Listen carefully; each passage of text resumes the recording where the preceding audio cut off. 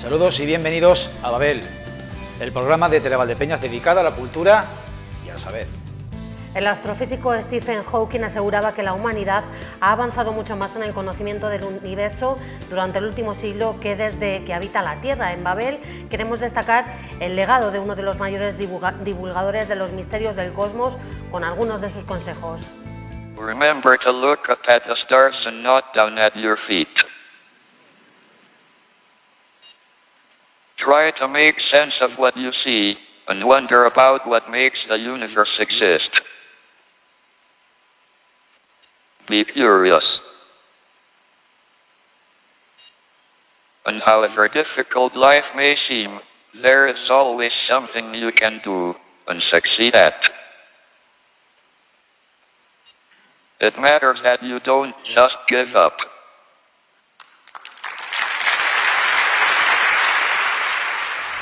Es nuestro pequeño homenaje al popular astrofísico británico del que hablaremos en Babel.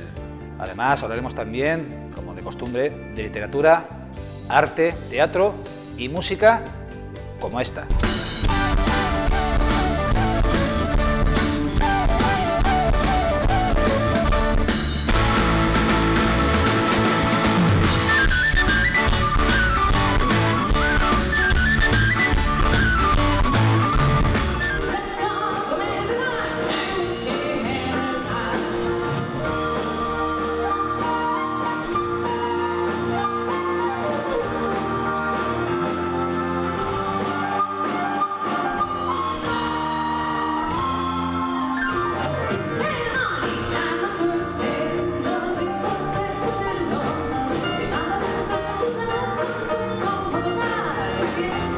Era Mar del Norte, el grupo folk rock celta del que hablaremos más adelante, como del poeta José Hierro, que en esta edición de Babel lo trae a su rincón nuestro compañero Joaquín Brotons. Ya saben, el poeta que se negó a escribir una sola línea dentro de su casa y que también rehusó entrar en la academia. José Hierro es uno de los grandes poetas del siglo pasado, porque murió, bueno, y de este también, ¿no? Porque, bueno, es un hombre que nació en Madrid en 1922 y murió en Madrid en el 2002, ¿no? Entonces, bueno, pues él, ya te digo, como persona era excelente y como poeta también. Tiene un hombre que publicó no tampoco demasiada obra, porque estuvo 27 años sin escribir poesía, seguía escribiendo artículos y críticas de arte. Por supuesto que tenemos otros contenidos para ustedes. En su momento iremos a la hemeroteca con Sara Laderas para recordar las páginas de sucesos, mientras que Gemma Candelas nos transportará en esta ocasión al Museo del Cerro de las Cabezas para explicarnos cómo se defendían nuestros antepasados, los íberos. Desde la pelea de Caín y Abel, en la sociedad, en la historia y dentro de cualquier cultura ha existido la presencia de las armas. Como defensa, como prestigio personal, toda una iniciativa de unas élites guerreras para imponerse al resto de su sociedad. También nos vamos a tomar nuestro café con letras, esta vez con los creadores del futuro, con niños que hoy tienen 10 años pero que ya componen sus cuentos y sus canciones. Y vamos a estar también con Paco Clavel, nos vamos a ir con él en Madrid de exposiciones. Y ahora nuestro primer saludo. Paco, ¿qué tal? Hola, María Eugenia. Hola, Julián. Estoy a punto de entrar en el gran programa Paraísos Musicales, aquí en International Radio. Vamos a hablar un poco, la semana pasada inauguramos una maravillosa exposición aquí en Madrid, en el Imparcial, titulada Yo no soy esa. Angie Gray, no la podéis perder porque es una maravilla. Está desde Marlene Dietrich, Sara Montiel, Marujita Díaz, Carlos Berlanga y un gran largo etcétera. No la perdáis. Y pues nada, un saludo. Todo esto y mucho más nos espera en este programa de Babel, donde hablaremos con los integrantes del grupo de teatro Solidario. En el teatro, Francisco Niva nos recibirá también una mujer polifacética, Ana Torres, actriz y autora teatral, con estos insuperables microteatros.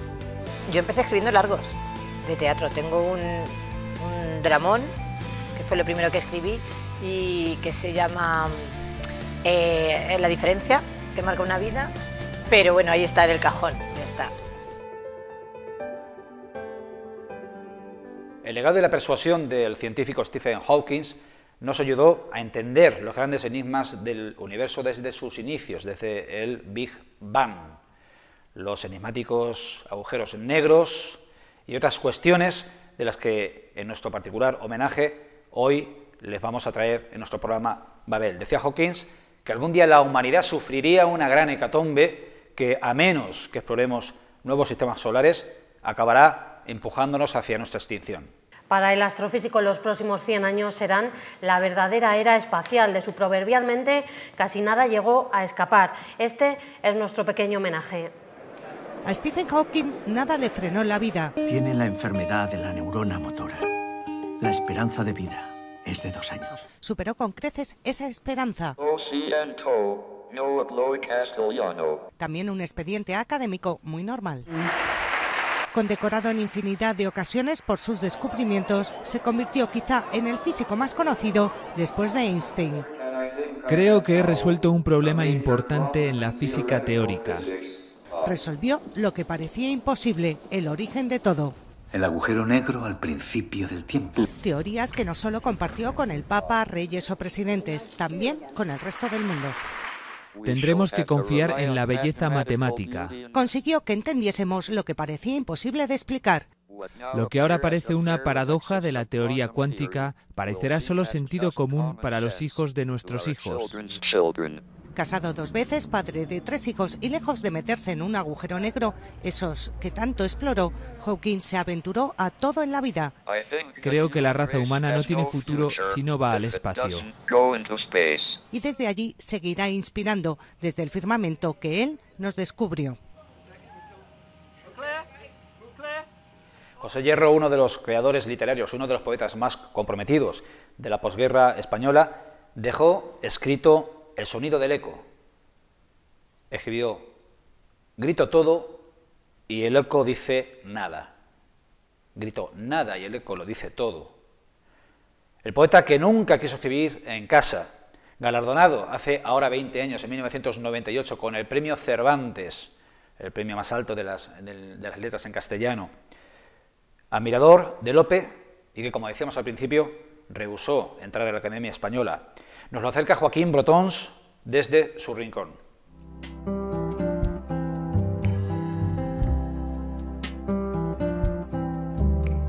Pepe Hierro es uno de los grandes poetas del siglo pasado, porque murió, bueno, y de este también, ¿no? Porque, bueno, es un hombre que nació en Madrid en 1922 y murió en Madrid en el 2002, ¿no? Entonces, bueno, pues él, ya te digo, como persona era excelente y como poeta también. Tiene un hombre que publicó no tampoco demasiada obra, porque estuvo 27 años sin escribir poesía, seguía escribiendo artículos y críticas de arte, porque él era crítico de arte también, y presentando exposiciones, haciendo, pero vamos, poesía estuvo sin publicar 27 años. Inútilmente interrogas, tus ojos miran al cielo, buscas detrás de las nubes huellas que se llevó el viento. Yo creo que la poesía se escribe cuando ella quiere. Hay que acechar entonces el paso. Todo esto puede parecer barata literatura, pero es mi procedimiento. Y quiero además que se hable con esa palabra sencilla, precisamente porque igual que se habla en la realidad, debe hablar el poeta, debe dar la ilusión de la realidad. Y cuando se ve una poesía, que a mí no me va y acepto en otros, una poesía muy rica de formas, de expresiones, de imaginación, me distancia. Pepe Hierro era hijo de republicano como él, de hecho él había publicado sus primeros poemas siendo poco menos que adolescente, porque con 14 años ya ganó un premio de cuentos y sus poemas los publicó, los primeros poemas en revistas del Frente Republicano, ¿no? Y bueno, pues lo que fue por una desgracia por un lado, por otro lado fue una suerte.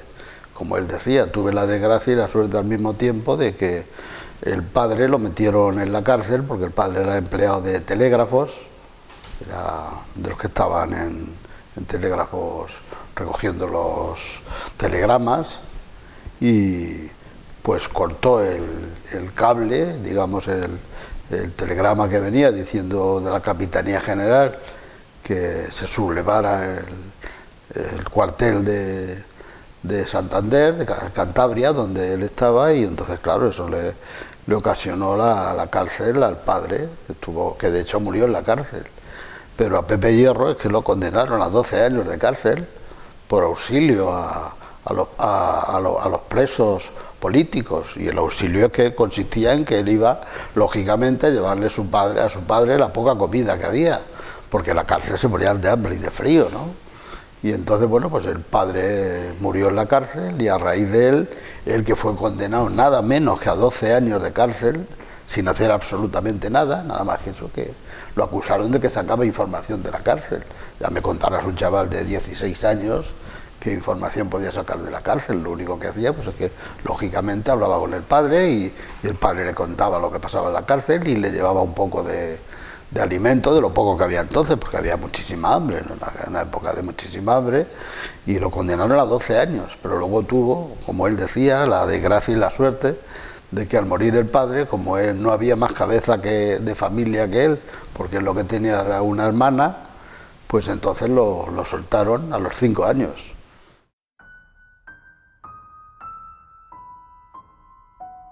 Llegué por el dolor a la alegría. Supe por el dolor que el alma existe.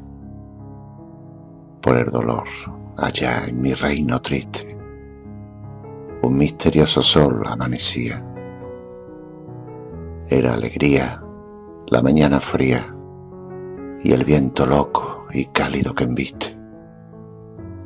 Alma que verdes primaveras viste, maravillosamente se rompía. Así la siento más, al cielo apunto, y me responde cuando le pregunto, con dolor tras dolor para mi herida.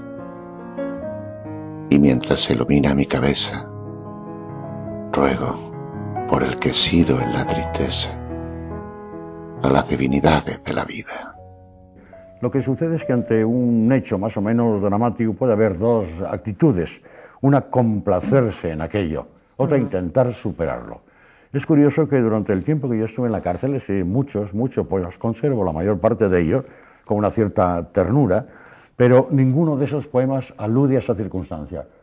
Me parecía algo así como ordinario. Yo era muy pudoroso, y curiosamente la poesía que puede considerarse más fría o más intelectual es la que escribo yo durante ese tiempo.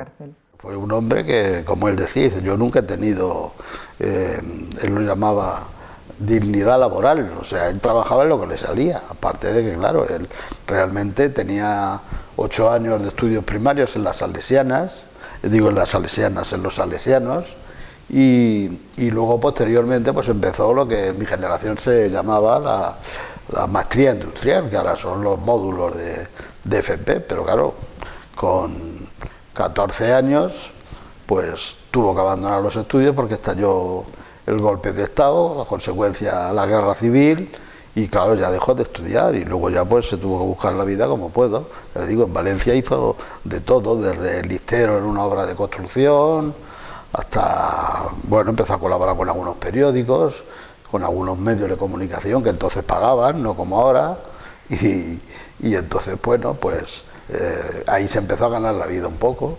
Estuvo 2 o 3 años en Valencia, y luego se marchó otra vez a Cantabria, a su tierra. Y allí pues lo mismo, empezó a colaborar, a buscarse la vida, pero claro, él veía que su mundo literario y artístico estaba en Madrid, en la capital, como ha estado siempre y como sigue estando, claro.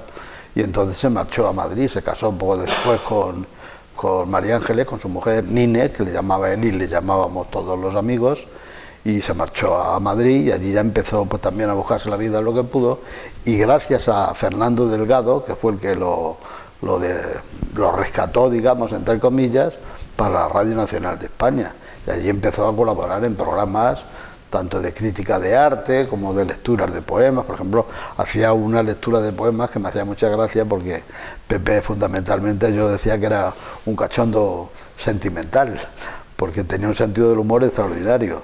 Y entonces decía que, bueno, que tenía un programa de poesía como a las 4 de la mañana, por ahí, una cosa así, y decía que, dice, bueno, dice, me escucharán los panaderos y los trabajadores de Mercamadrid. Después de todo, todo ha sido nada, a pesar de que un día lo fue todo.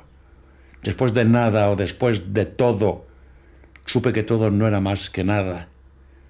Grito todo y el eco dice nada. Grito nada y el eco dice todo. Ahora sé que la nada lo era todo y todo era ceniza de la nada. No queda nada de lo que fue nada. Era ilusión lo que creía todo y que en definitiva era la nada. ¿Qué más da que la nada fuera nada si más nada será después de todo? Después de tanto todo para nada. Pues Pepe Hierro tampoco escribió mucho, publicó 12 poemarios, 8 antologías y 4 libros, 2 de prosa y 2 de ensayo. Luego lo que sí escribió fue mucho en los periódicos, él empezó a publicar también en el periódico Arriba y en las revistas Espadaña y en un montón de revistas de las que había en aquel tiempo. Pero bueno, eso eran casi siempre, la mayoría de las veces, las revistas difícilmente pagaban las colaboraciones, pero vamos, los periódicos sí, entonces sí pagaban. Y con eso, y bueno, así ya empezó a funcionar. Luego además Pepe Hierro, además es que donde lo llamaran iba. Sus primeras obras, lógicamente, como todo primer poeta, pues tiene algunas influencias, pero él siguió el camino fundamentalmente de Juan Ramón Jiménez, Antonio Machado, Rubén Darío, Salinas y fundamentalmente Gerardo Diego. Gerardo Diego siempre fue un poeta que le interesó mucho. Pero yo necesito, al escribir el poema, no solamente comunicar una circunstancia, sino impregnar a quien lo lea de esa misma circunstancia. Entonces, hacer una poesía que diga más de lo que dice y que sea una poesía de nuestro tiempo, eso lo fui aprendiendo, comencé en Gerardo Diego. Él recibió todos los premios, él desde su libro Alegría, que recibió el premio Adonais, a continuación fue un poeta que recibió muchísimos premios, recibió el premio de la crítica, el premio nacional de literatura, el premio nacional de poesía, el de la Fundación Juan Mars, el de la Fundación Pablo Iglesias, el Príncipe de Asturias, que es importantísimo, y luego ya el Cervantes, que era ya el máximo, que hombre, podía haber aspirado al Nobel, ¿no? Pero en cuanto al rechazo a la academia, pues muy sencillo. Él decía que él no era capaz de entrar en la academia en alpargatas, como iba siempre, porque era un hombre, es que parecía, además él decía, dice, yo tengo aspecto de, como decía, de trabajador metalúrgico, parecía un vasco de estos, de aspecto, y luego sus ropas y todo. Hay poquísimas corbatas que veas a Pepe Hierro con traje y corbata, exceptuando el Cervantes y 4 premios así, que se lo ponía más porque Nine, su mujer, se encargaba de que se pusiera la corbata, no le gustaba nunca la corbata. Yo no he podido aceptarlo por una simple razón. No tengo una obra importante. A la academia hay que ir porque se tiene ya como un gran honor una obra importante. No soy un técnico de la lengua, no soy un filólogo, por lo tanto poco puedo aportar. Por otra parte, precisamente por el respeto que me inspira esa institución, pues a mí me gusta ir de manera desenfadada, me gusta ir sin corbata y en alpargatas. A veces se ha tomado eso como una gracia, una gracieta, que no tiene ninguna, y ni he pretendido hacerla. Y es que si yo fuese académico, yo no podía ir en el metro con unas alpargatas o leyendo una novela, es decir, me parecería que era algo como en desdoro de la institución. Me preguntas, amigo, y no sé qué respuesta he de darte. Hace ya mucho tiempo aprendí hondas razones que tú no comprendes. Revelarlas quisiera, poniendo en mis ojos el sol invisible, la pasión con que dora la tierra sus frutos calientes. Normalmente todos los poetas y escritores necesitamos un sitio tranquilo, en silencio, en tu ambiente, para escribir. Pero él no podía escribir en su casa, entonces él escribía en los bares. Yo lo conocí y fui muchísimas veces porque enfrente de donde vive mi hermana Maruja, en Madrid, estaba, que ya ha desaparecido, un bar-cafetería, que era más bar que cafetería, que se llamaba La Moderna, que es donde están hechas las fotos esas que hay ahí, que estamos ahí. Entonces, al lado de la máquina de jugar, de tragaperras, ahí se ponía él a escribir sus poemas y a hacer sus trabajos. O sea, él tenía alergia, él en su casa no podía escribir, que por cierto tenían una colección de dibujos que les hizo a los dueños que estaban dentro del comedor, que no sé qué habrá pasado con eso, pero tenía una colección muy interesante de dibujos, era un gran dibujante.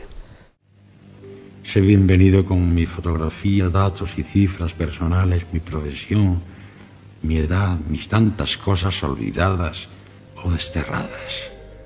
Me preguntas, amigo, y no sé qué respuesta he de darte. Hace ya mucho tiempo aprendí hondas razones que tú no comprendes. Nos vamos ahora de exposiciones en Babel. La pintora californiana Angie Gray expone en el Café Imparcial de Madrid. Son retratos con figuras míticas de los años 70 y 80. Juan Sánchez y Paco Clavel charlan con esta autora. Hola, estoy aquí con una artista, Angie Gray, y de un momento a otro nos vamos a trasladar a un sitio mítico, que ya es mítico, el Imparcial de Madrid, donde vamos a ver una exposición maravillosa titulada Yo no soy esa, lleno de estrellas, y la culpable de todo es ella, Juan Sánchez, ese mono. No perdáis la exposición, que estará hasta finales de marzo. Yo no soy esa, en el Imparcial. Angie Gray. ¿Vamos a enseñársela? Angie, vamos, venga. Vamos, venga. Bien.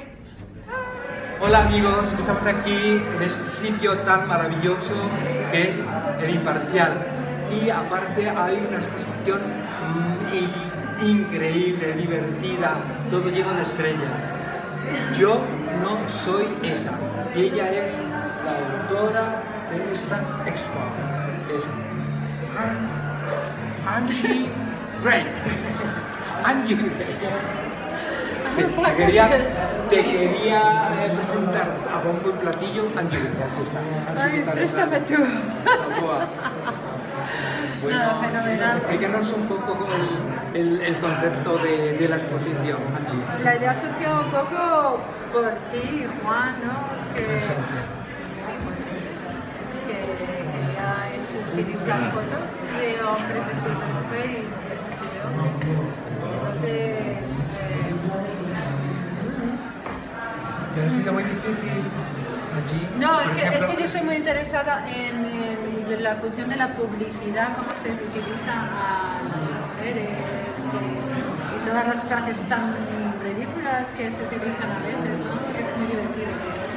Y realmente el concepto que has hecho tú con esta foto. Alice Cooper. Es Alice Cooper. Alice Cooper, sí, de rock and rollero.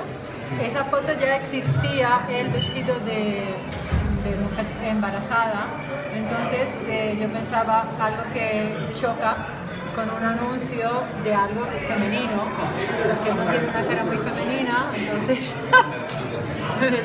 usando un panties de mujer, ¿no?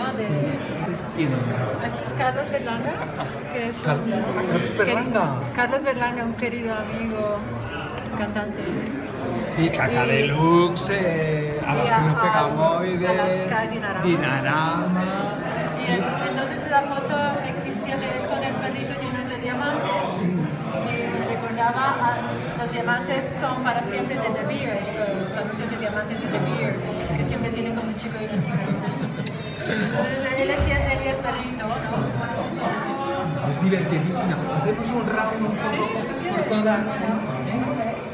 Estos son Linda Evangelista, Chrissy Turlington y Naomi Campbell. Una foto conocida. Verso la fine. Sí. Y entonces el anuncio era de Mark Till, el anuncio original tiene a un cantante de soul. Gracias a Judy Garland. Judy Garland. Sí. Over the Rainbow, ¿no? Sí. Pobre Judy vestida hizo de chico, pero Judy tenía un problema con el peso, como la dominaban los estudios y le daba píldoras para adelgazar, pues por eso ella necesita un anuncio de Slim Fast. Bueno, esto es obvio, ¿no? Todo un mito, ¿no? Todo un macho español. ¿Tú le conoces a él? Spachendion. Claro. Spachendion, un cantautor, años 70, cine, y aparte, ¿sabes que estuvo casado con Miss Universo, Amparo Muñoz? Increíble. ¡Wow! Este es uno de mis favoritos. Es uno de tus favoritos. Sí, no la conocía, entonces Pantoja, la presentación. Isabel, claro. Auténtica, ¿no? Claro, pero tenía un look muy bonito, ¿no? Entonces es como... Está muy señor, ¿eh? Está muy señor. Sí, pero es como que puede ser, no sé de cigarrillos, claro. Pero la puse más moderna, más así como Vivian Westwood. Preciosa. Don't feel distinction. No creer. Y esto sí está todo pintado a mano, en el fondo, era una señora con su papel típico. ¿Quién es? Pecha. Oye, enhorabuena. ¿Vemos algunos más o no? Gracias por organizarlo, chicos. Y a Juan. Genial. Ha sido Genial, toma. Siempre está en la sombra. Cambiamos de escenario y nos trasladamos al Museo Municipal de Valdepeñas, donde se aloja la mejor interpretación de nuestro pasado hace 25 siglos. En él, la arqueóloga Gema Candelas nos reconecta con parte del Cerro de las Cabezas, que sirvió de hábitat y de defensa de la civilización íbera. Tenemos la hermosa posibilidad de reconectar con el patrimonio y con todo el legado de aquellos que nos precedieron en esta tierra. Patrimonio, como su propia palabra, la etimología nos indica, es aquello que nos pertenece, lo que proviene de nuestros padres, lo que hemos heredado en herencia, lo que dejaremos a las generaciones venideras. En nosotros está cuidarlo, pero también en nosotros está poder disfrutarlo, entender que allá están nuestras señas de identidad y que de ellas debemos aprender cómo afrontar el presente y qué haremos y qué dejaremos hacia el futuro. Bienvenidos a Reconectar. Desde la pelea de Caín y Abel, en la sociedad, en la historia y dentro de cualquier cultura ha existido la presencia de las armas. Como defensa, como prestigio personal, toda una iniciativa de unas élites guerreras para imponerse al resto de su sociedad. Hoy en Reconectar vamos a analizar las armas, significado, usos, metalurgia, quién y cómo las utilizaba, y vamos a darle ese significado también a su vez global. Presencia de las armas hoy en día y herencia de todos estos elementos aristocráticos y guerreros. Estamos frente a una reproducción en 3 dimensiones de la muralla ibérica del Cerro de las Cabezas, concretamente la puerta carretera en embudo que tenemos en el noroeste de la ciudad ibérica. Es una réplica a 3 dimensiones que nos está hablando precisamente de la presencia de esas armas, de esos guerreros que están ubicados en la parte alta. Desconocemos si había almenas o no las había, en este caso en esta reprografía hemos pretendido ver esas almenas, pero de cualquier forma lo que queremos ver es la presencia tácita de los guerreros controlando las puertas y las murallas. Murallas que son parapetos frente a lo salvaje, frente al áger, frente a la naturaleza. Pero por otra parte murallas que también son los telones de fondo donde las aristocracias hacen su prestigio social. Es en ellos donde se ve el señor, su eficiencia en el control del territorio. Aquí podemos observar cómo el guerrero porta la panoplia, concretamente un soliferrum y un escudo. Vamos a analizar hoy las armas que han aparecido en el yacimiento arqueológico del Cerro de las Cabezas. Concretamente, y como estrella de la colección, vamos a ver la falcata, construida en hierro de los siglos IV al V antes de nuestra era. Lo prometido es deuda. Aquí les ofrezco la estrella de la colección armamentística del Museo Municipal, piezas provenientes del yacimiento arqueológico del Cerro de las Cabezas. Esa estrella es la falcata. La falcata es la espada íbera por antonomasia. Cuentan las crónicas romanas que hasta que ella no se introdujo en el campo de batalla, no se vieron los miembros cercenados del tronco, brazos, piernas y cabezas, que hacían correr despavoridos a los romanos. La falcata tiene una simbología que no hay que perder nunca de vista. No solamente es un arma, como vemos, mortífera, técnicamente es más parecida a un machete, Su origen es la machaira griega, es una espada que corta, tiene un solo filo curvo, y no solo tiene esa función de carácter defensivo, guerrero, armamentístico, sino que también tiene un significado, desde mi punto de vista, mucho más jugoso, que es el carácter social. Es decir, aquel que porta una falcata tiene el poder fáctico, probablemente un poder de tipo aristocrático y político, aunque estos matices a los arqueólogos se nos escapan.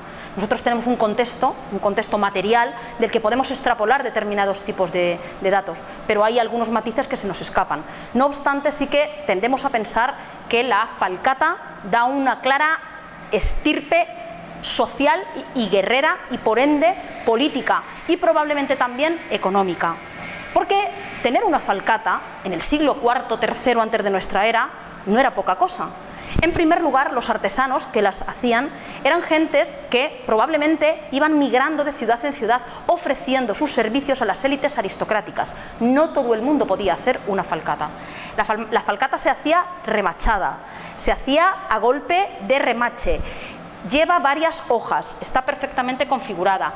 Los mangos, normalmente las cachas, eran en bronce. Nosotros los arqueólogos las solemos encontrar en un color verde parduzco y en este caso nuestra falcata del Cerro de las Cabezas ha perdido esas cachas y ha perdido esa empuñadura.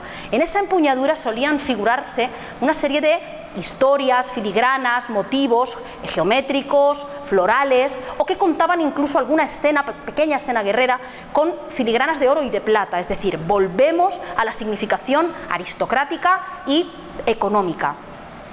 Y un dato que decirles, y así ustedes también van a tener cierto punto de crítica cuando vean películas como Troya o El Reino de los Cielos, películas en las que aparecen espadas y sobre todo contextos como el de la película que les cito, en Troya, en las que aparecen muchas espadas muy brillantes. Esto es erróneo.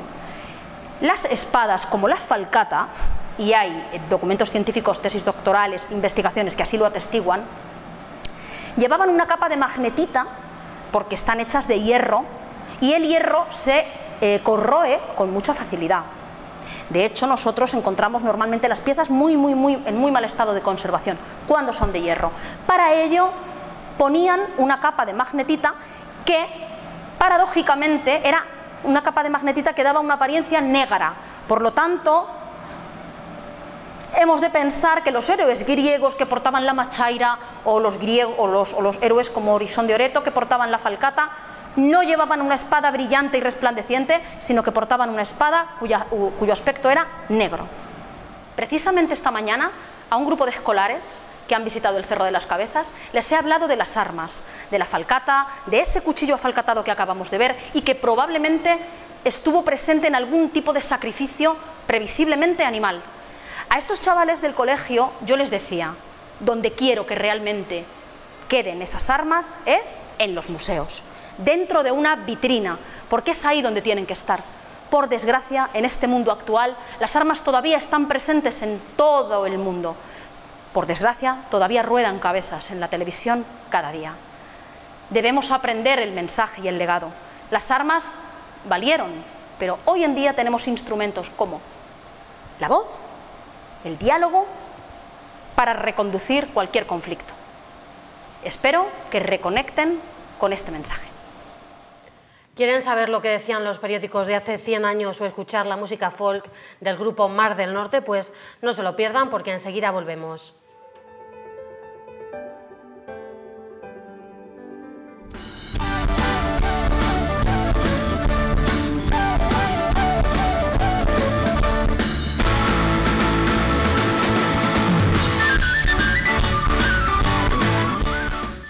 Seguimos en Babel y ahora tenemos, como nosotros nos acompañan, Mar del Norte, o por mejor decir, el alma de Mar del Norte. Pilar Fernández Sacristán y Miguel Ángel Pintado. Muy buenas, ¿qué tal? Y un honor tenerlos entre nosotros. Hola. Hola, buenas, Julián. Hace poco han vuelto a actuar en el Teatro Auditorio Municipal de Valdepeñas, en su gira Fusión Folk. Yo os preguntaría, ¿qué es Fusión Folk? ¿Qué novedades hay en vuestro repertorio? Y que nos habléis del grupo que os acompaña ahora. Pues Fusión Folk como tú bien has dicho, es el título de nuestra nueva gira.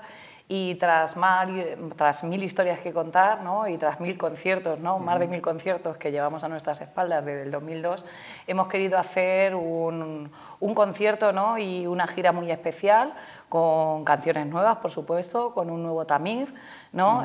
Fusionando todos aquellos estilos que nos han acompañado durante estos 16 años y, como no, hemos mantenido, ¿no? Esas míticas canciones, pero con nuevos toques. Os denomináis, os autodefinís como grupo de rock celta. Evidentemente hay sonido celta en vuestra música, pero ¿hay sonido eléctrico? Claro que sí.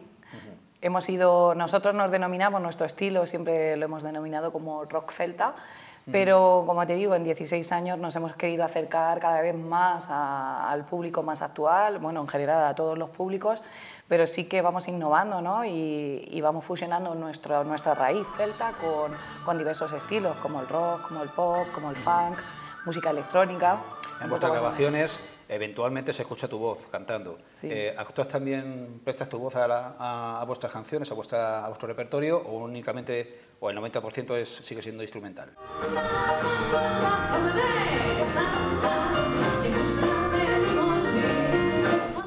No, la verdad es que es la verdad 50-50, ¿no? Es un 50%. Hay muchísimas canciones instrumentales porque nosotros nacimos siendo instrumentales y lo llevamos eso siempre muy presente, pero el repertorio actual que estamos abordando, ¿no? En cada uno de nuestros conciertos es 50-50. En 16 años hemos dado una evolución bastante pronunciada. De hecho, yo me pongo en el papel del público, escuchando nuestras canciones, y cada vez se me pegan más, digamos. Hemos evolucionado no solamente al 50 o 60% de nuestro repertorio, meter letras, canciones con letra, pero hemos acortado, digamos, de algún modo, porque teniendo muy en cuenta la opinión del público en nuestros conciertos.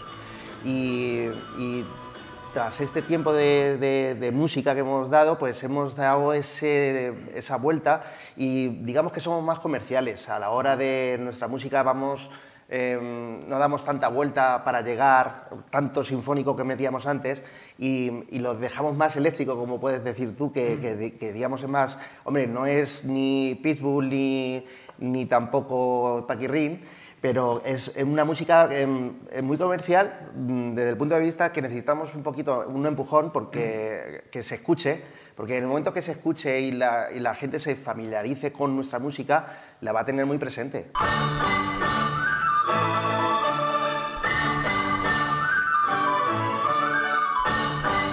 He visitado vuestra página web, os acompañan un guitarra, no sé si solista... Cherra.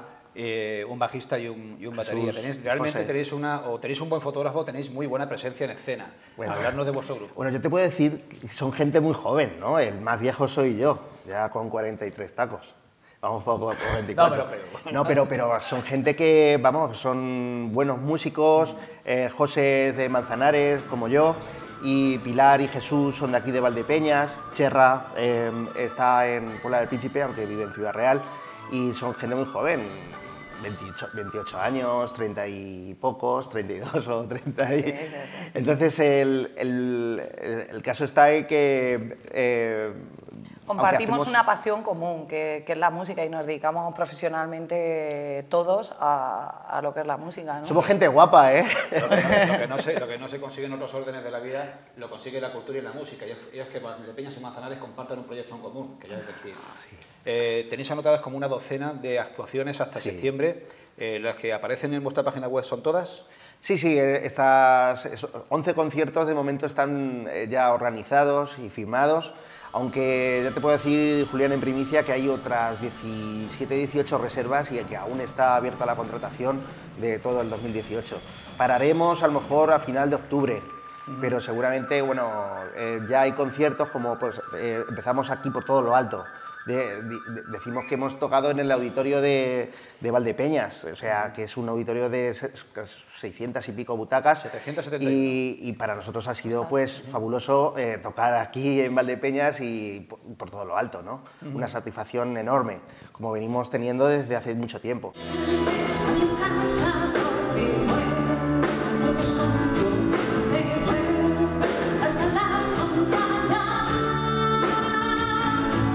en 2017 estuvimos tocando en Valdepeñas, en la bodega de Navarro López, pero quizás estaba más apartado de lo que es el centro, la gente se tenía que desplazar. Estuvo muy bien, estuvimos arropados por muchísimo público. Era el ciclo en las notas del vino, creo recordar. Sí. Exactamente. Y ahora pues hemos querido, pues Cultura ha apostado mucho por Mar del Norte, ha traído también a todo nuestro equipo técnico que nos acompaña a todos nuestros conciertos, aunque nos adaptamos a cualquier equipo, nos adaptamos a cualquier cosa, pero ha querido llevarnos con nuestro equipo técnico, con toda la gente, que por cierto, el técnico también, Alex, es de aquí de Valdepeñas, aunque trabaja hace mucho tiempo en Ciudad Real porque tiene mejor contactos y demás. Pero bueno, el caso está que seguimos por Montiel, el día 14 de abril, en la Montiel Medieval, y luego tocaremos en el Teatro Quijano de Ciudad Real, que son 900 butacas para llenarlas, así que... Y hay conciertos también en Ontígola, en la Plaza de Toros, grandes formatos, porque tenemos, son escenarios súper grandes que, por ejemplo, en el Toboso van a montar un escenario en torno a unas jornadas medievales que van a montar en la plaza, que es precioso todo aquello. Bueno, quien no conoce el Toboso, se come muy bien, muy buena gente. Salimos también de Castilla-La Mancha también. Vamos a Granada. Teniendo vuestras actuaciones un encanto especial en grupo, sin embargo, vuestras actuaciones en dúo, en acústico, son también memorables. Yo recuerdo una hace años en Despeñaperros, ante un auditorio que acabó, bueno, pues dispensándoos una ovación inmensa después de vuestra actuación. ¿Seguís actuando en ese registro? Sí, a nosotros nos encanta, siempre nosotros realmente, como tú bien has dicho, somos los líderes de Mar del Norte, bueno, ¿no? Ella más líder que yo. Somos los dos, porque somos los que nos juntamos a componer y a crear. Miguel Ángel es el letrista de Mar del Norte y conjuntamente creamos un poco todas las bases instrumentales de Mar del Norte y claro, por supuesto, nos encanta tocar a los dos juntos. Son muchas horas. Es un concierto muchísimo más íntimo, como tú dices, donde realmente se ve nuestra alma. Muchísimo tiempo nos pasamos los dos tocando y la gente nos dice, es increíble cómo estáis tan unidos, tan compenetrados, musicalmente hablando, luego ya... Entonces, cuando tú tocas un piano con una flauta y ahí se ve algo, vamos.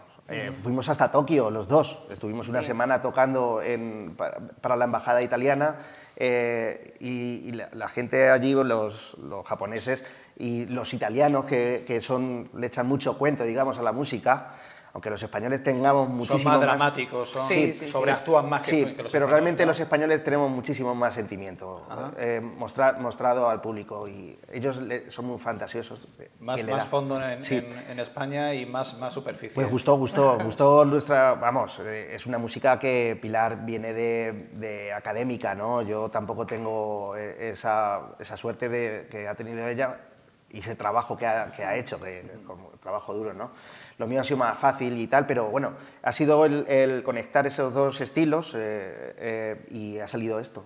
Y llevamos 16 años desde el 2002. Pues un placer y casi un honor decir, bueno, el disfrutar del empuje y de que después de 16 años tocando en común tengáis ese ímpetu, ¿no? y esa juventud que seguís tomando. Pues agradecido por vuestra visita. Y bueno, pues contamos más veces con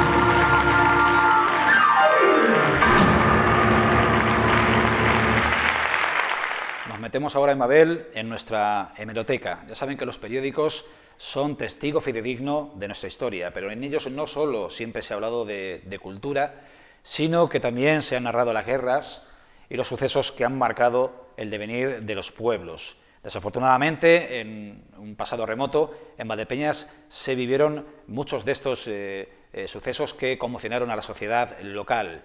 Nuestra compañera Sara Laderas nos va a introducir en alguno de ellos que ocurrió no hace tanto. Esta escultura mural que tengo detrás de mí, obra del artista Lillo Galliani y que fue inaugurada en el año 2016, rinde homenaje a las 22 víctimas mortales que dejó tras de sí la riada que tuvo lugar el 1 de julio de 1979 en Valdepeñas. Se calcula que cayeron alrededor de 150 litros por metro cuadrado en un espacio de 4 horas y media de duración. Comenzó pasadas las 3 de la tarde y finalizó a las 8 menos cuarto, dejando tras de sí un paisaje dantesco. Aquel domingo de verano, los valdepeñeros se preparaban para pasar un día festivo y relajado al sol de la Mancha, pero el día terminó siendo una tragedia.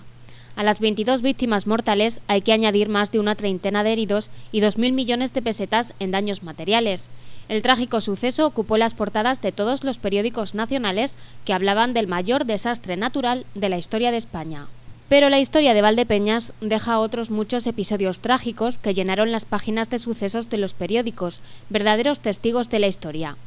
Uno de los más llamativos se publicó el 12 de abril de 1926 en el Eco de Valdepeñas. Un niño de 5 años, Manuel Moreno Rodríguez, se escapó de su casa para meterse en el edificio de la energía eléctrica, llegando hasta la subestación de transformación. Se aproximó tanto a los aparatos que recibió una chispa tirándole en el suelo y dejándole sin sentido. Avisada la madre por alguna vecina de que el niño se había metido en el citado edificio, corrió en su busca y lo encontró tirado en el suelo. Sin reparar en el grave peligro que ella misma corría y sin tomar ninguna precaución, se inclinó para retirarlo de debajo del cuadro eléctrico, pero con tan mala fortuna que dando con la cabeza en un cable de alta tensión, se produjo tan enorme descarga que la dejó sin vida en el acto. El niño fue reanimado con respiración artificial y quedó al cuidado de las hermanitas del hospital, pues el padre no estaba para nada. La madre, Pilar Rodríguez González, tenía 34 años y 3 hijos pequeños y además estaba embarazada de 8 meses. Otro capítulo trágico ocurrió en julio de ese mismo año, cuando una niña de 9 años, María Juana García Maroto, jugando al escondito en el Peral, cayó a uno de los baños del que fue rescatada sin vida. Pero si de algo están llenos los periódicos de la época, es de sucesos relacionados con accidentes laborales. Es el caso de un obrero de 33 años de Moral de Calatrava, que en noviembre de 1926 cayó desde una altura de 2,5 metros, golpeándose en la cabeza mientras trabajaba en la fábrica del conocido industrial Carmelo Madrid. Salvó la vida gracias a una exitosa intervención en el hospital, tal y como recoge el Eco de Valdepeñas. Peor suerte corrió otro empleado de 30 años de la fábrica de harina Santa Teresa, que en mayo de ese mismo año falleció al intentar colocar la correa en una polea secundaria para extraer agua del pozo, con tan mala suerte que fue cogido por la polea del mandil que llevaba atado a la cintura y aunque la fábrica fue parada en el acto, ya era tarde, pues el cuerpo del infeliz operario, atrapado por el eje, quedó materialmente destrozado.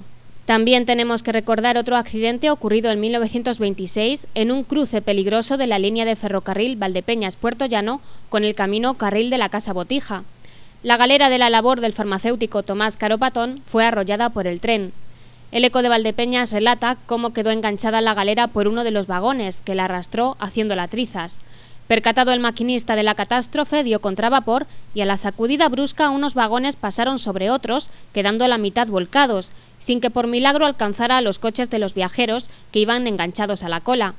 Empleados del tren y viajeros extrajeron de debajo de los hierros al infeliz Gañán. Se trataba de un joven de 24 años, soltero, hijo de viuda y único sostén de su casa.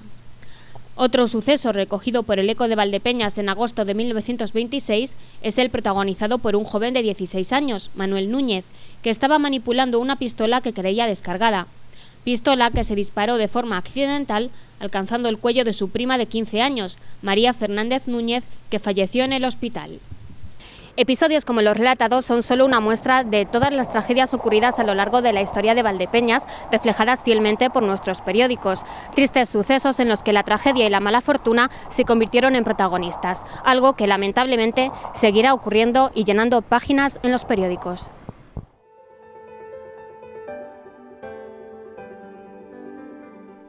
Ana Torres Alcolea natural de Socuéllamos y desde hace algunos años aquí con nosotros en Valdepeñas. Es una de las recientes incorporaciones al pequeño gran mundo de la cultura local de Valdepeñas. Su campo es el teatro, es la escritura, es el relato. Su trabajo es, ella es profesora de inglés, regenta, dirige un centro privado de enseñanza de inglés, francés y chino, se llama Mundo, está en la calle Castellanos, y su corto espacio de ocio lo dedica a producir relatos, a producir teatro, a producir microteatro, que es una fórmula extremadamente en boga, que ya lleva unos años de recorrido en salas, en pequeñas salas habilitadas en Madrid, y que desde hace también unos poquitos años está moviendo una masa creciente de público en Valdepeñas en diferentes espacios. Este es uno de ellos, este ya veterano espacio del Auditorio Francisco Nieva, el genuino, el auténtico, porque sería otro debate entrar en por qué dos teatros en Valdepeñas se llaman de la misma forma. Bueno, el Auditorio de la Veracruz, con 30 años ya en sus cimientos, ha acogido frecuentes representaciones y estrenos de Ana Torres. El próximo será a mediados del mes de abril y tendremos tiempo de convocarles a él. Ana, ¿qué tal? Buenas tardes. Hola, buenas tardes. Encantado de tenerte en Babel. Gracias, igualmente, me encanta estar aquí. De Socuéllamos a Valdepeñas, ¿por qué, cuándo y de qué manera? ¿Qué nos contarías? Pues fácil. Yo vivía en Ciudad Real porque fui allí a estudiar, porque allí ya estaba trabajando y pues me salió trabajo aquí, en la Escuela de Idiomas de Caja Madrid, y el primer año iba y venía de Ciudad Real, pero tenía que salir a las 3:15, me daba el sol de cara, un sueño que me entraba, que me moría, total. Que al año siguiente me volvieron a contratar y ya jornada completa, entonces decidí venirme aquí y ya me he quedado. Se vive fenomenal aquí. Ya te conocemos un poquito, nos hemos acercado a ti, vemos que resumas dramatismo, o sea, tienes rostro de actriz, indudablemente. Hola, qué bien. No, sin lugar a dudas, pero tu principal faceta es la de escribir. Sí, sí. ¿Por qué el formato mini, el microteatro? ¿Por qué nunca te has, hasta la fecha, y hasta donde un servidor sabe, nunca te has aventurado en un texto de largo recorrido? ¿Por qué apuestas por esta vertiente del teatro en formato pequeño? Para el teatro, yo empecé escribiendo largos de teatro. Tengo un dramón, que fue lo primero que escribí, y que se llama La diferencia, que marca una vida, pero bueno, ahí está en el cajón, ya está. Y luego escribí, me gustó muchísimo. Y luego escribí o sea, me gustó la sensación de escribir y de, no sé, es que me sentía todos los personajes. Yo que sé, es algo que veo en mi cabeza y me fluye los diálogos, no sé. Y luego escribí, bueno, como has dicho, soy profesora de inglés, tengo cantidad de anécdotas de cuando he viajado al extranjero con los males entendidos, ¿no? con las lenguas.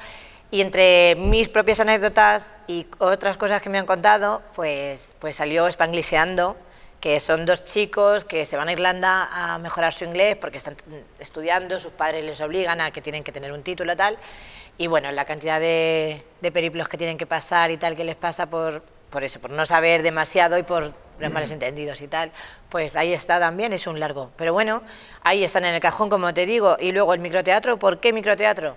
Pues yo creo que porque tengo mucha prisa.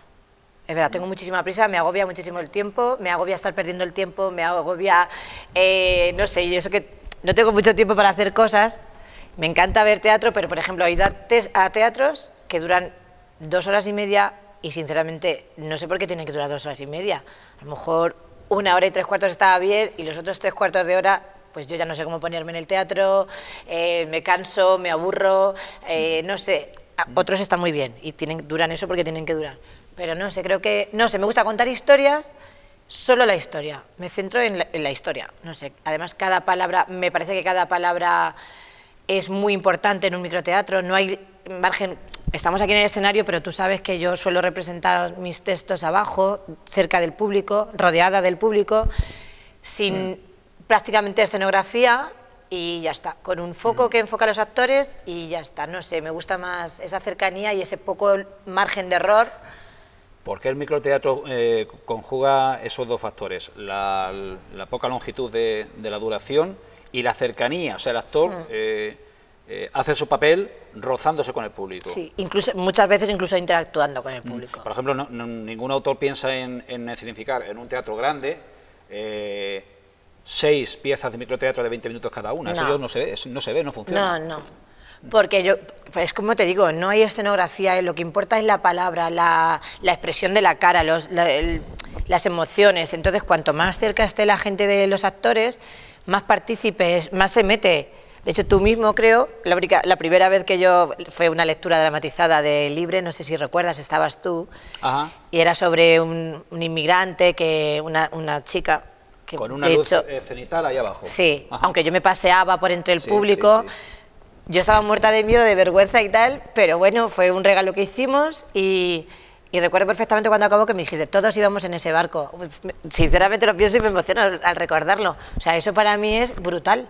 O sea, eso es lo que a mí me gusta, lo que pretendo y lo que incluso a veces se pasa sin pretenderlo casi. El calado humano, social, está omnipresente en tus textos, por lo menos en los que yo conozco hasta la fecha. Sí, de una manera u otra. De tu manera de escribir. Pues sinceramente, la verdad que no te pienses que siempre lo tengo pensado, lo que pasa es que me pongo a escribir y, no sé, al final siempre tiene algo... Como has dicho antes, siempre tengo algo que decir, no sé. 14 de abril, Ana estrena sus dos próximos, uno tras de otro, sus dos próximas obras de microteatro. Entiendo que es también en el Auditorio Francisco Nieva. Sí. Háblanos de ellos, de las dos obras y de los actores. Bueno, pues estos textos están escritos por separado. O sea, uno lo escribí hace ya, no sé, pues 2 años o así, que se llama La última, por favor, que va a tratar la violencia de género. No puedo decir mucho más porque evidentemente... Juega mucho con los dobles sentidos en los... Sí, sí, por eso no puedo decirte mucho más, pero bueno, ya te he dicho que trata sobre la violencia de género, con lo cual ya está claro. No es uno que está en un bar y ya la última, que nunca es la última. Pero por ahí van los tiros, ¿no? Y bueno, pues este lo escribí, como te digo, hace 2 años prácticamente y está sin estrenar. Y luego bueno, como sabes, tengo un bebé y tengo... nada de tiempo para escribir, pero me vino una idea y la escribí, y la plasmé y bueno, tardó unas horas, no muchas, pero si me pongo claro y me concentro, y nada, justamente ya estaba pensando en Juan de Dios López, que lo conoces bien, del Trascacho. El churrero de la Veracruz, para entendernos. Exactamente. Actor legendario y actual del grupo El Trascacho, al cual conocemos absolutamente todo el mundo. Sí, es que una vez le hice lo pillé a traición y leyó un texto mío y me gustó muchísimo cómo lo hizo. Entonces, pues no sé por qué se me vino Juan de la cabeza y pensé, y en mí misma, y pensé en nosotros dos y lo escribí ya pensando sabiendo quién lo iba a representar, y esperando que me iba a decir que sí. Nada, le mandé el texto. Un error que cometo es que yo escribo una cosa y la mando. O sea, luego me di cuenta que tengo un mogollón de fallos, tal, pero es que no puedo. Y se lo mandé y rápidamente me contestó, me encanta. Y dije, sí, pues lo tienes que hacer conmigo. Me dijo que sí y ya está. Y en este caso, este texto se llama No todo lo que reluce es oro. Y el hilo conductor es que también es violencia de género, pero es el otro, visto desde otro punto de vista, de otro prisma, ¿vale? Y bueno, es potente, los dos son potentes. Luego ya veremos el día del estreno, ya veremos cómo se desarrolla, pero bueno, están bien. Hay un hilo conductor, se pueden representar por separado y tal, pero en este caso, que los voy a hacer juntos, pues tienen algo en común que evidentemente no voy a desvelar. Hay mucho de ti en tus textos. Hace pocas fechas hemos vivido, bueno, ese día que no solo ha sido un día, ha sido una semana o una decena, que es el Día de la Mujer, el 8 de marzo. Tú te declaras, te confiesas feminista y a mucha honra. Feminazi fue a mucha honra. Feminista espero que seamos todos. Feminazi y a mucha honra sí, aunque no existe tampoco el término en realidad, es un término inventado, pero sí, claro, feminista espero que seamos todos, porque si no eres feminista, eres machista, o sea, lo que pasa es que una cosa excluye la otra. No nos pasamos por el otro lado, o sea, si el machista se traspasa una línea, la feminazi traspasa otra. ¿Tú la traspasas? No, es que lo contrario de machismo sería embrismo, que eso sería el otro extremo. O sea, es considerar al hombre inferior. O sea, no son sinónimos, feminazi y embrismo. No, hombre, me hace muchísima gracia la palabra feminazi, sinceramente. O sea, creo que tuvo no sé quién, no me recuerdo el nombre de quién fue un hombre, y creo que estuvo muy acertado. No sé, me hace gracia el juego de palabras, no sé. No, en lo contrario de machismo es embrismo. Sería todo lo, o sea, exactamente lo mismo, pero en el lado opuesto. O sea, considerar al hombre inferior es absurdo, o sea, es tan absurdo como el machismo. Además de tus obras de teatro, de tus textos teatrales, dramáticos, eres también articulista. Se te conocen, al menos en el medio en el que yo trabajo, aparte de en la tele, se te conocen en estos 2 últimos años como una media docena de artículos que también tienen un calado y un trasfondo, un mensaje social, al fin y al cabo. Aparte de inmigración, aparte de igualdad, aparte de violencia de género, ¿qué otros asuntos te preocupan? Como escritora en teatro, en prensa. Qué pregunta más difícil. No sé, me preocupa todo. Todo me preocupa mucho, además. No sé. Cualquier asunto que pueda afectar frontalmente al ser humano te inspira. Completamente. Y a los animales también. Vamos, sufro por todo. Además que tienes muchas facetas humanas, no solo tu profesión, tu quehacer como escritora.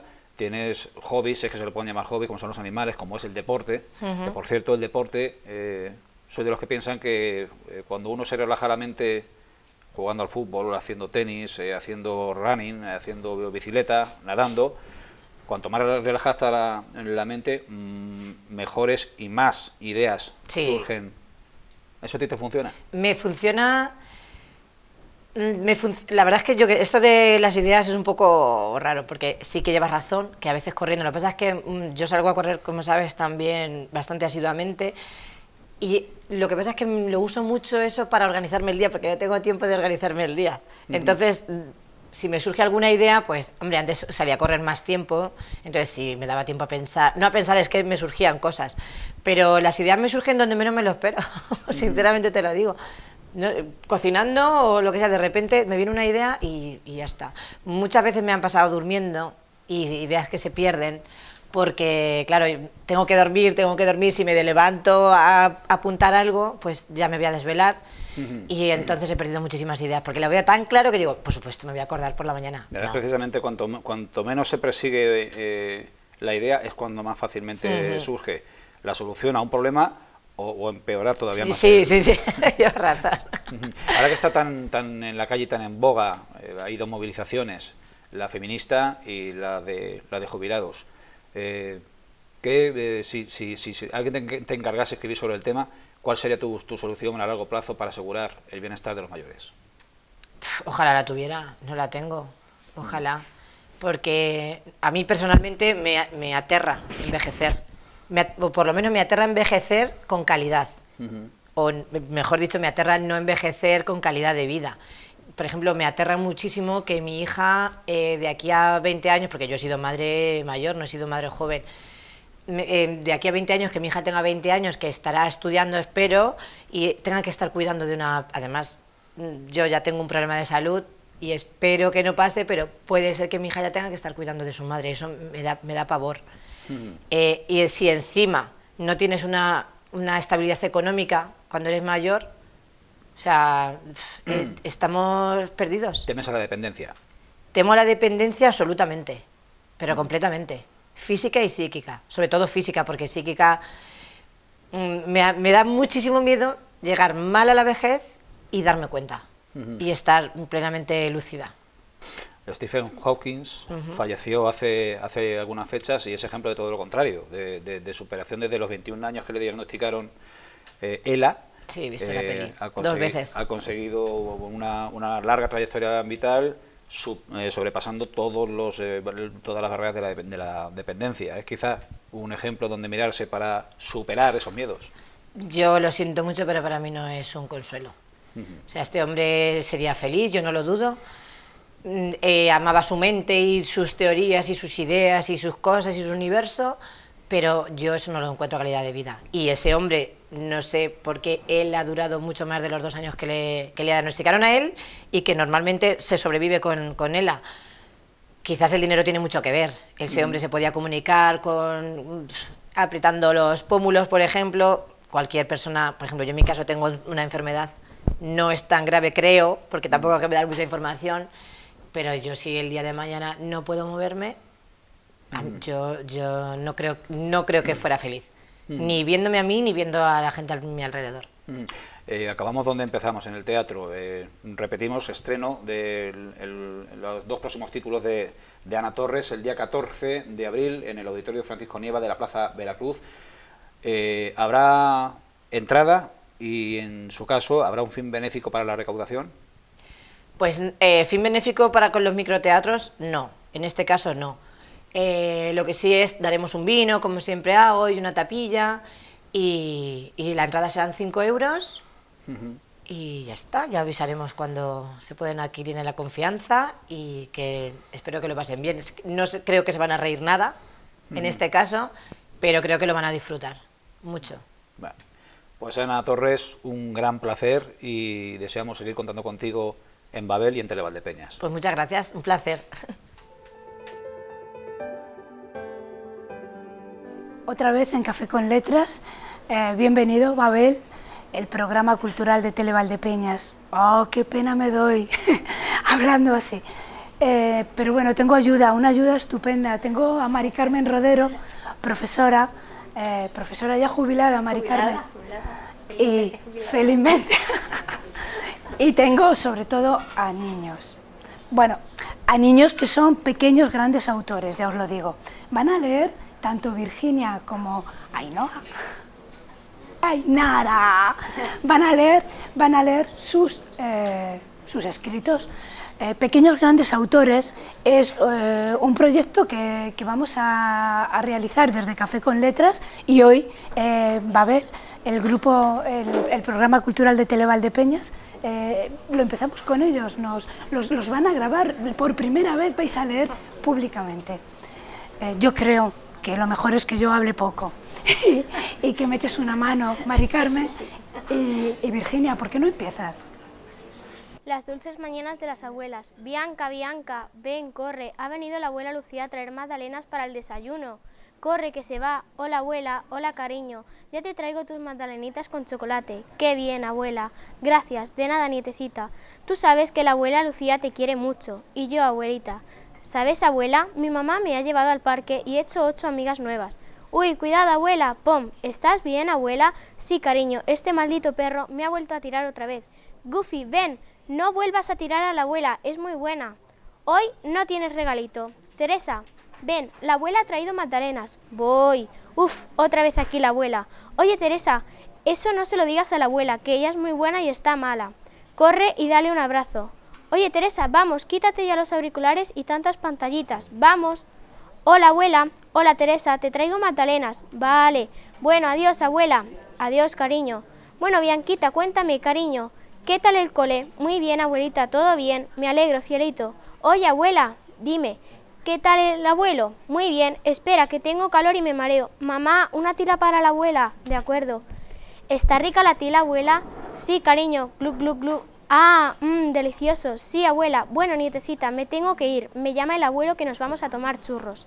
Vale. Mamá, corre, se va la abuela, dale un beso. Teresa, despídete de la abuela, dale un beso. Adiós, Bianca. Teresa y mi hija, os quiero. Besos. Mañana te traigo más magdalenas, ¿vale? Adiós. Después de toda una tarde de estudios se van a dormir. Adiós, mamá. Adiós, hija. Adiós, Teresa. Adiós, Bianca. Adiós.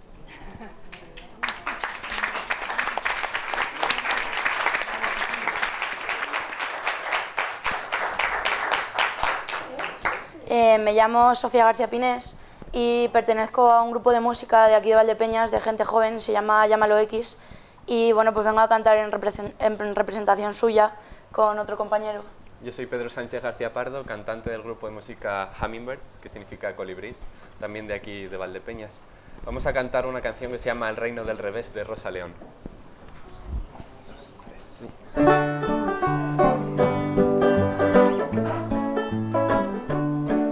Me dijeron que en el reino del revés nada el pájaro y vuela el pez, que los gatos no hacen miau y dicen yes. Vamos a ver cómo es el reino del revés. Vamos a ver cómo es el reino del revés. Me dijeron que en el reino del revés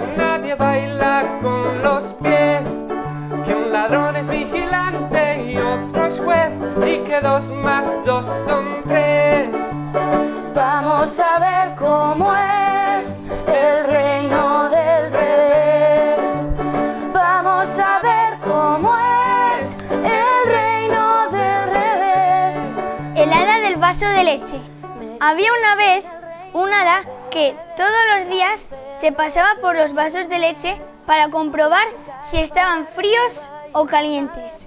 Un día estaba en una cafetería y vio un vaso, pero no un vaso normal, sino que era un vaso muy frío. Metió el dedo y se le quedó como un cubito de hielo. Por suerte, llevaba su pequeña varita mechero, la acercó al vaso de leche helada y ¡eureka! La leche se convirtió en leche templada. El hada se relamió los labios y se bebió la leche de un trago. Fin.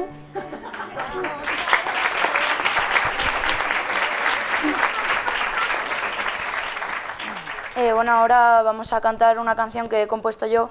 Se llama Inconfesable y la he terminado hace 2 días así, o sea que es la primera vez que la canto y me hace bastante ilusión, así que me va a acompañar Pedro. Así que vamos a ello.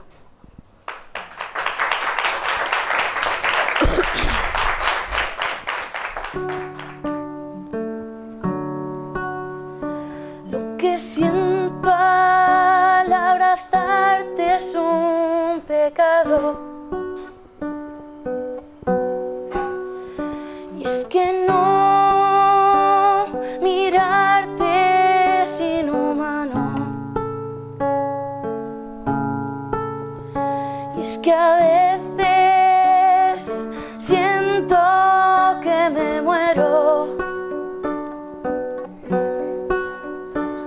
teniéndote tan cerca y a la vez tan lejos. Cuélate por mi ventana al amanecer cada mañana. Susúrrame al oído que eres tú quien me ama. Quiero de ti hasta lo malo. Quiero cometer el gran pecado. Solo contigo un amor prohibido. Oh, no querer, querer sin ser querido. No ser si tú no estás conmigo. Discutir por tonterías, eso es lo que necesito.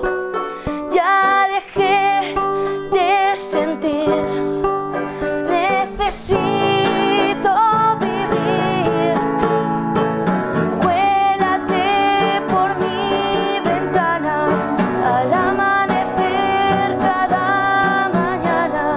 Susúrrame al oído que eres tú quien me ama. Quiero de ti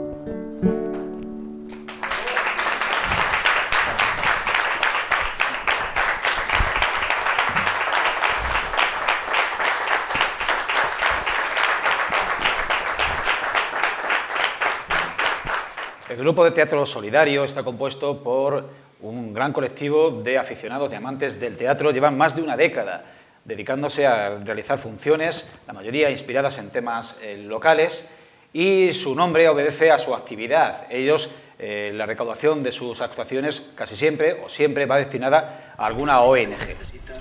Su actual proyecto es el rescate de la vieja tradición del prendimiento de Cristo antes del inicio de la procesión de Jueves Santo por la tarde en Valdepeñas. La escena dejó de hacerse en nuestra localidad hacia el año 1976 y se ha recuperado, Paco, para la Semana Santa de este año. ¿Cuál fue el motivo, recuérdanos, por el que se dejó de hacer aquella recreación? Pues el motivo más principal era porque ya eran bastante mayores los que componían la Guardia Romana, que en Valdepeñas, como todos saben ustedes, eran conocidos por los armaos, los populares armaos, pero eran miembros de la Guardia Romana, que eran los que efectuaban ese prendimiento, que se venía haciendo en Valdepeñas, salvo la interrupción de la Guerra Civil, desde 1915 hasta, como tú bien has dicho, hasta la década de los 70, en el 76.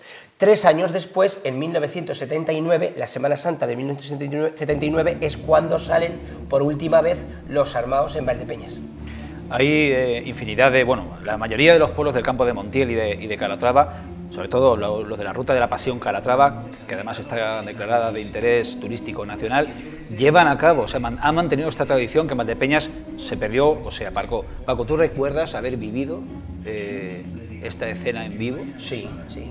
Eras evidentemente un niño, sí. Pero claro, los recuerdos de entonces se recuerdan con muchísima nitidez. No sé si a ti te pasa eso. Sí, yo con 8, 9, hasta la edad de casi 10 años estuve viendo el prendimiento, 11 años en este caso, porque yo en el 75 tenía 10, en el 76 11 años. O sea, desde la edad de 5 o 6 años que ya recuerdas cosas vagamente hasta esas edades que ya lo ves todo con nitidez. Y recuerdo que era una expectación grandísima. La plaza se ponía llena de gente, cómo llegaba la Guardia Romana, cómo llevaban los caballos y abrían a la gente, hacían paso, porque los caballos eran la sección de caballería, eran los lanceros, eran los que abrían paso para que ya sacaran los pasos, y cómo desde el balcón hacía el sermón el cura, cosa que ya no se puede hacer porque está derogado por la Iglesia, ya no, tras el Concilio Vaticano II, los sermones no se hacen en la Iglesia. Entonces, en este caso hemos pensado de una narración que nos la va a hacer el artista Juan José Guardia Polaino,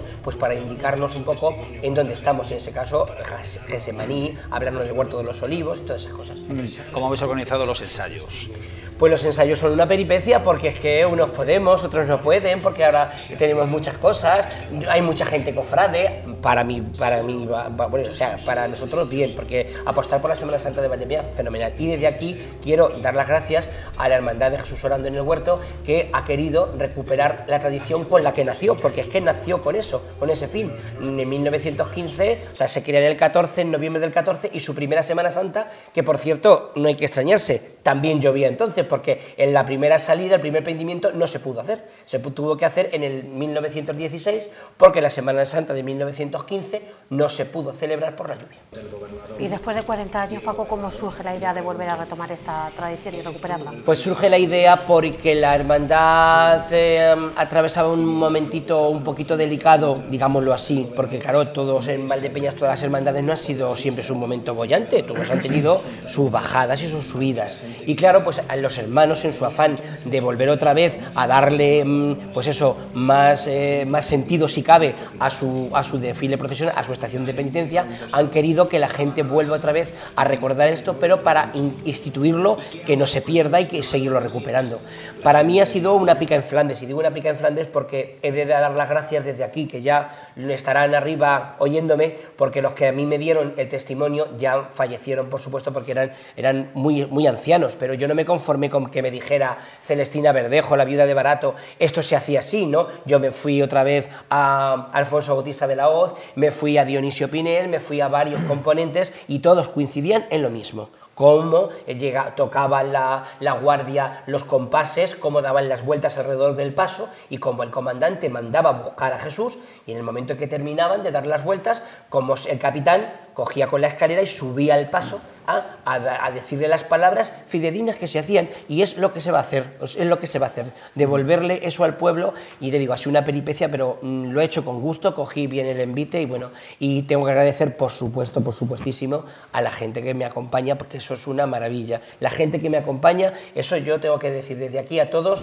muchas gracias. Son personas que han sacrificado un Jueves Santo para estar ahí, para hacerlo y devolvérselo al pueblo de Valdepeñas. Para mí bastante loable, y me gustaría que la gente eso lo valorase, porque es de valorar. Así que a todo el grupo de teatro y todos los que colaboran, muchísimas gracias. El Grupo Solidario también es parte activa, está implicado en ese gran proyecto que está creciendo año a año de La Pasión, la recreación histórica en escenas, en sucesivas escenas de La Pasión en el barrio de Lucero. ¿Qué nos puedes contar de esto? Pues de eso os puedo contar que es el anticipo, es la antesala a La Pasión, porque se hace antes del Domingo de Ramos, todos los años, y claro, de hecho es un evento que convoca a muchísima gente. Empezamos hace 5 años, esta es la 5ª edición, y empezaron en baremo comparativo, empezamos con 98 figurantes y ahora mismo tendremos como unos 250. ¿Y en cuanto a público? En cuanto a público, pues al último del año pasado fueron alrededor de 5 o 6 mil personas, las que pasaron en 2 días. Entonces, claro, en 2 días se recoge mucho. En la edición de este año se piensa hacer en un día solo.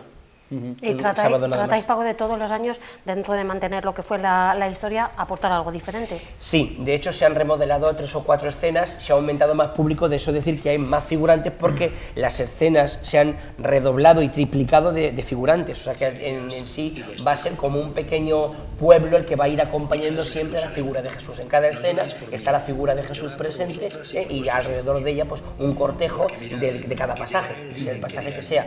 Las numerosas, por un poco al decirlas así, que tienen mujeres, niños y muchísimo público, en la entrada en Jerusalén, que es una escena muy bonita, muy evocadora, y además en un rincón del barrio que es muy bonito, que es la Plaza de Toros, y como así te podría decir infinidades. O sea, es un recorrido en el cual cada uno va a poder un poco, pues eso, ver la antesala de lo que es la Pasión. Y incluso alguna gente dice que le sirve de reflexión cuando oye el audio y cuando pasa por las escenas, como los ve inmóviles a todos los figurantes. Hay algunas de las escenas, sobre todo de las escenas finales, donde tanto la caracterización como la presencia de algunas de las actrices y actores que toman parte da la sensación de que son auténticas piezas de imaginería. Eso revela que hay ciertas dotes dramáticas entre las personas que intervienen. Pues sí, en eso sí, Julián. Además se sorprende muchísimo, sobre todo los años que nos ha hecho, con las inclemencias del tiempo, nos ha hecho unos años de frío, el ver a Jesús con el paño de pureza solo y en esa posición y estar así, pues decían, bueno, si es que me merece la pena estar aquí guardando una hora en la fila, aguardando que me toque, porque de hecho merece la pena ver esto. Y es lo que tú decías, que al remate se encuentran pues con un cuadro plástico muy digno de un escultor, eso por supuesto, y además que invita a la reflexión. Sí, algunas partes son de verdad muy llamativas. El Calvario, este año el Calvario se redobla y se triplica también. O sea, hay muchas, también la negación de Pedro, que se va a hacer un pretorio extraordinario. En fin, que todo eso es lo que un poco se va a ofrecer allí en el barrio de Lucero. Y también quiero dar las gracias, aparte de Rubén, a todos los coordinadores, que lleva 10 coordinadores en La Pasión Viviente, más luego maquillaje, peluquería, todo, pero sobre todo a los vecinos del barrio de Lucero, que trabajan incesante y que cualquier cosa que le pedimos se ofrecen a todos. O sea que en eso sí tenemos que decir, darle un 10 a ese colectivo, a ese barrio que realmente apuesta por La Pasión Viviente. No tenemos tiempo para más. Desde este momento nos ponemos ya a buscar nuevos protagonistas de Babel en Televaldepeñas para acercarles la cultura y algo de conocimiento en nuestro próximo programa. Esperamos, confiamos en que hayan disfrutado y sobre todo aprendido, como nosotros, un poquito más. Adiós.